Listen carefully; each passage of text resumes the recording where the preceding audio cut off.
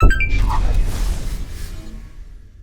there, and welcome to Xbox On. Now, we were lucky enough to go hands-on with the opening hour of Prey, the new action RPG from Arcane, the creators of Dishonored. If you've been following the game, you've probably seen some of the trippy trailers and have been wondering just how exactly it all holds together. The answers are pretty surprising. You play as Morgan Yu, a man or a woman you get to decide as they embark on one very weird adventure. There are some light spoilers heading your way, but if you're on board with that, then here are 6 times that Prey blew our minds. You can always judge how weird a game is going to be by how creative its tutorial is. To begin with, Prey opens with a relatively sedate morning routine. It's your typical kind of day. Get out of bed, have a shower, check your emails on your snazzy future computer, put on your space suit and collect a huge amount of wire and metal from around your flat. Yeah, pretty normal. Where things get strange is when you arrive at TranStar HQ and meet your brother, Alex. In true Big Brother fashion, he wants to put you through a series of weird psychological tests. Ugh, brothers, huh? The tests teach you the basics of carrying items or jumping, but are delivered in a refreshingly odd way. For one, the doctors watching you seem really unimpressed with how boring your obvious solutions are. Like here, where you are asked to hide from them in an empty room and end up crouching rather pathetically behind a chair. Is she? She's hiding behind the chair. I thought I'd impress them by carrying the chair with me for the rest of the test, but even that failed to get me in their good books. It all ends in a morality test that asks you to balance the needs of the many against those of the few. It then asks if you'd push a fat man in front of a train.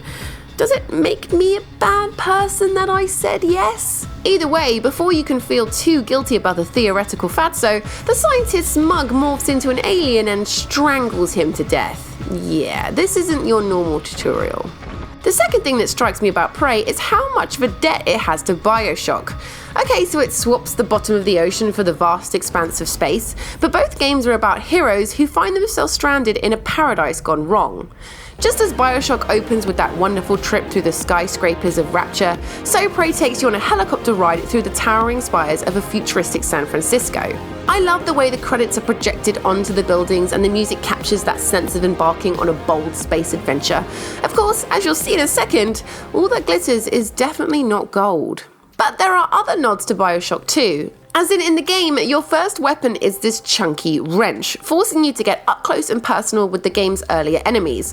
In a similar trick to Bioshock, the wrench is best used alongside other items, such as freezing enemies in place with a glob of glue before smashing it in their skulls. The old 1-2 punch, as Bioshock's Atlas called it.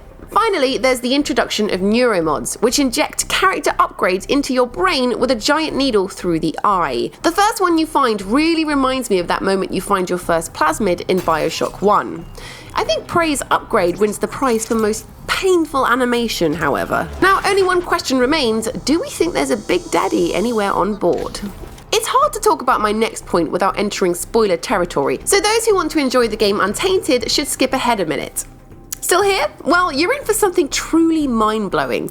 Having spent the first 10 minutes enjoying Morgan's flat and taking a trip across a gorgeous sky, the game reveals that it's all a big stinking sham. After the tutorial accident, Morgan wakes up in his or her apartment to discover things are amiss. The building's exit door has vanished and the friendly janitor is now more of a janitor-flavoured smear on the floor. Morgan's only means of escape is to take a wrench to a sliding glass door, revealing, yes, Morgan's whole life is nothing but an elaborate test laboratory on board the Talisman spaceship. It's an awesome trick, made all the better by letting you wander around backstage, discovering how it's all done. You'll find a computer that fakes phone calls to your apartment and see how giant walls mounted on pistons are used to create the different locations you visit during the tutorial. Search hard enough and you can even discover how they faked that helicopter ride across the city. Of course, in Prey, this is only the beginning of visual tricks. In Prey, even the tiniest enemy can prove to be a challenge. Say hello to the mimics. Not only do they like to give the worst hugs imaginable, but they're also able to disguise themselves as everyday objects around the space station. This means you can enter a seemingly harmless room only to be ambushed by an office chair or a water fountain. Just when your back is turned, mimics launch from hiding places and flail at you with shadowy tentacles. It turns every empty room into a potential battleground and leads to stupid sights, such as me taking a swing at random piles of paper and a pair of shoes. You know, just in case something nasty is hiding inside. inside. It helps give Talos 1 a really oppressive atmosphere, as you're never entirely sure if you're being watched or not. If you've been following the game from its announcement, then you'll know that Morgan eventually unlocks the power to turn the tables on the mimics and hide in everyday objects, him or herself. We're told these powers come later in the game, so for the time being we're just going to settle for playing several rounds of which bit of the IKEA catalogue is trying to kill me today. Fun!